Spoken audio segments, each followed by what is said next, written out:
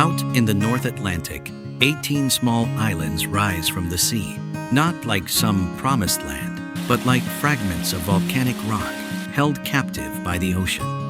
On a world map, they're just a few invisible dots, drifting somewhere between Iceland, Scotland, and Norway.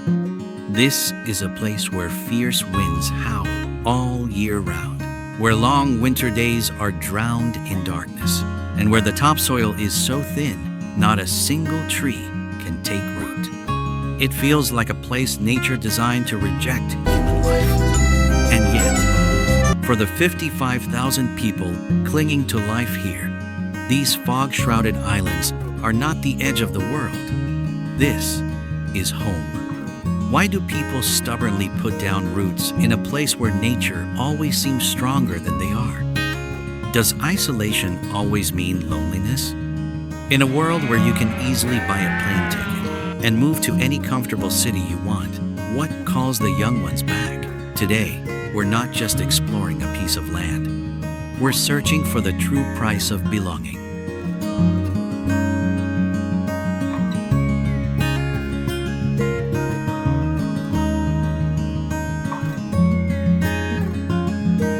The Faroe Islands are so beautiful, they can take your breath away. But it's not a soft, pampering kind of beauty. It's the beauty of boulders, of howling winds, of a furious open sea, and of fog draping over everything. It's the beauty of limits that people have to learn to accept in order to live alongside them. Here, every road seems to end at a cliff that drops straight into the sea. This place doesn't feel like it was built for people.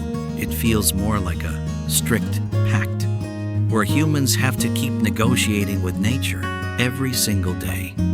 In the Faroes, the weather isn't a backdrop, it's the main character, especially the wind. The wind decides everything. It decides when the only ferry can leave port, when planes can land, when the men can go out to sea, and when an entire village will be cut off from the world. But if nature here is always ready to swallow everything, why doesn't it drive people away? Why, instead, does it make them sink their roots even deeper into the rock?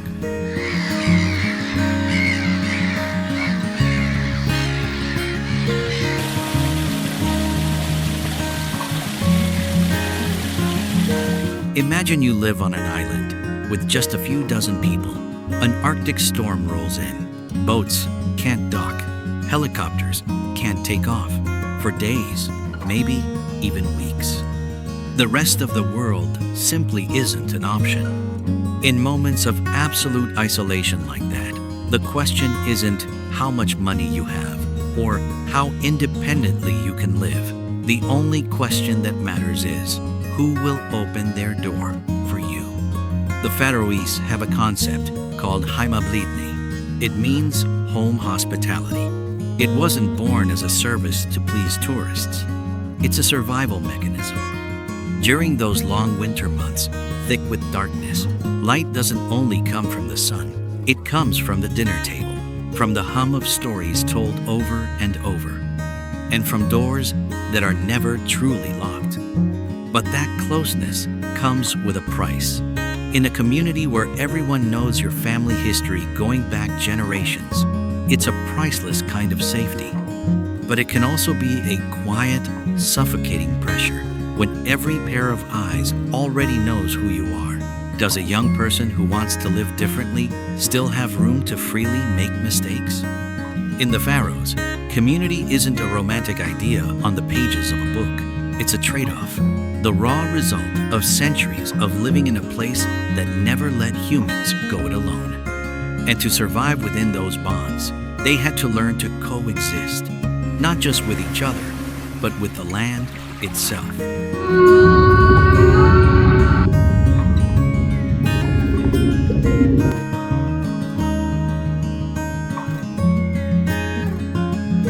In many parts of the world, people build houses to create a boundary wall, a way to separate themselves from the harshness of nature.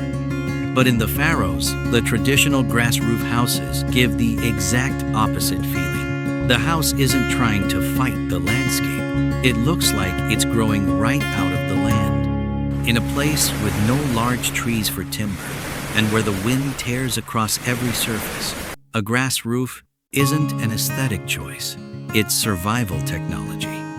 The layer of soil and moss keeps the house warm in winter and cool in summer. Even the way they preserve food, fermenting lamb or air-drying fish, using the very winds that beat against the coast. It's a quiet conversation with this land. That coexistence doesn't stop on land. It spreads out into the ocean. For thousands of years, the sea has been memory, fear, and the only source of life. Their ancestors had to gamble their lives, reading every tide to find fish. Today's generation still reads the sea. But through underwater sensors, biological data, and cold chain logistics, the new generation of farmers has turned the icy waters around these islands into one of the largest aquaculture powerhouses on the planet. But a community will die if it lives only on warm roofs and exported salmon. A community truly survives only through memory.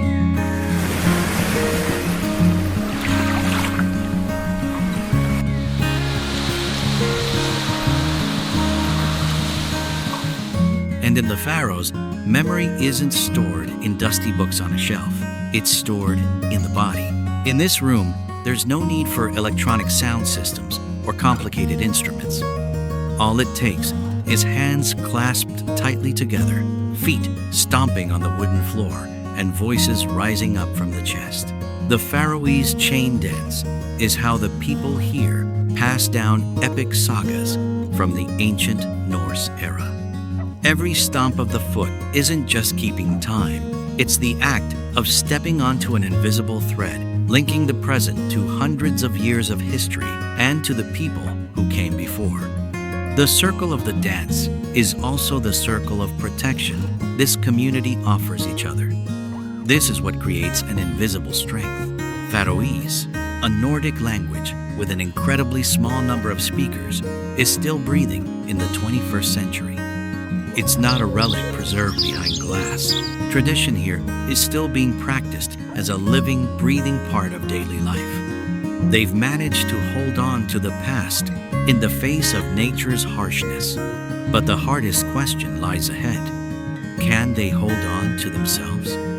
As the future begins knocking at the door, through fiber optic cables on the ocean floor and international commercial flights,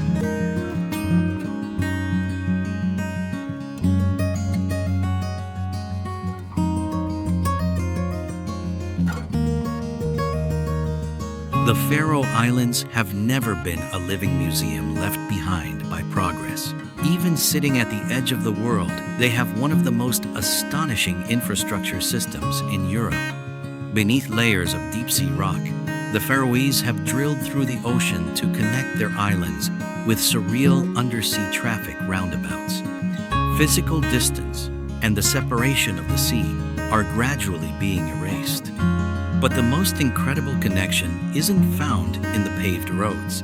Despite the storms tearing across overhead, almost the entire archipelago is blanketed in a high-speed fiber optic network.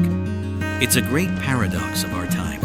A person can sit in a meeting with partners in London or New York, run global capital flows, right from a grass-roofed house in a village of just 50 people. Outside the door is raw, primal nature, but on the screen, the flat world sits entirely in the palm of their hand. This connectivity is what brought the world to the Faroes.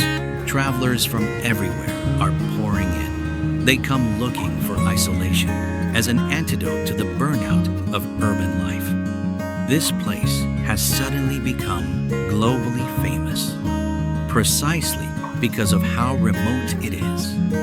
But even when a place has the fastest internet, undersea tunnels, and millions of dollars from tourism, there's still a life or death question every small society has to face. Will the young people stay?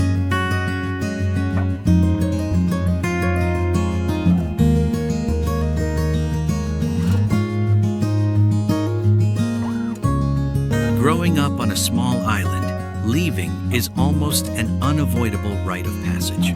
Young Faroese carry their mother tongue, gather up their family memories, and fly straight to Copenhagen, Oslo, or London. They don't leave because they hate home. They leave because the island feels too small for the dreams of youth. They want to be anonymous. In a megacity, no one knows who your grandfather was. No one judges your family's past. And the big city grants people a tempting kind of power, absolute freedom to make mistakes. But the city is also an ocean of invisibility. When no one knows your past, that's comforting. And at the same time, deeply lonely. You can choose to become anyone, but you don't know which choice really belongs to you. And that's when a strange thing happens. After years of trading themselves away in foreign lands, a large share of young Faroese decide to bring back their diplomas, their skills, their international experience, and return home. They don't come back because they failed in the big city. They come back because they've tasted every option the world has to offer and realized the smallness that once suffocated them in their youth is actually what kept them from feeling adrift. They choose to come back because they want their children to grow up in a community that has memory. The return only truly means something and only feels truly voluntary when a person has had the chance to leave first. It's in this very moment that the story of the Faroe Islands moves beyond geography. It becomes a shared question of our time. In a flat world where you can pull up your anchor and go anywhere, what makes a person choose on their own to return?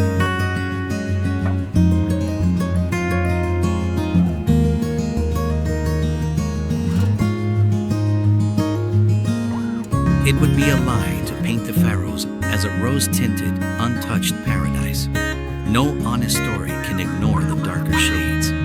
The Faroes have their own fractures and their own pressures too. A small community keeps people from ever being abandoned, but it also takes away the privilege of being able to hide. When every mistake you make can be remembered across generations, that protection can sometimes turn into a quiet cage. And as the world steps into the digital age, hundreds of years of survival traditions on these islands, customs that once helped them live through famine, are now meeting the moral standards of the flat world head on. To the locals, it's identity, but to millions of judging eyes from the outside, it's an endless debate. And it doesn't stop there. As the Faroes have become a viral internet phenomenon around the globe, the biggest risk is that the world will only see this place as a pretty backdrop to consume. The flood of visitors creates enormous pressure on housing prices, infrastructure, and the fragile marine environment. An economy completely dependent on the ocean is also facing real risks from climate change. This isn't a romantic fairy tale. This is the raw reality of a society fighting to keep its balance on the line between survival and disappearance.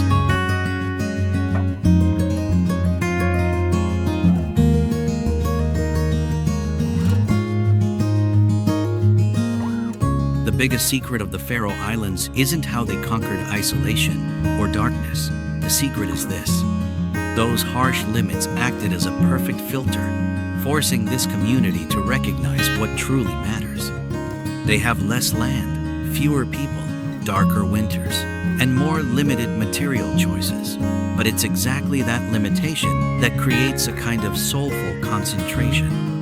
The wind, which started out as a test, ended up being the fire that forged their will.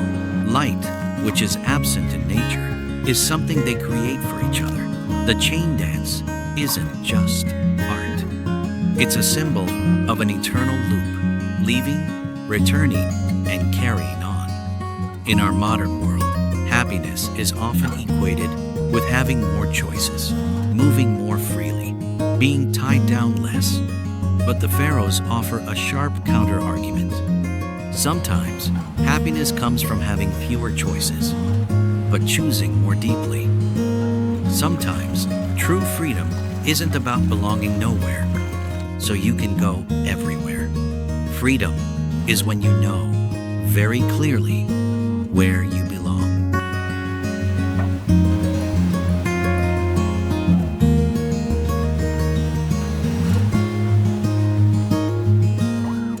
The Faroe Islands have never promised anyone an easy life.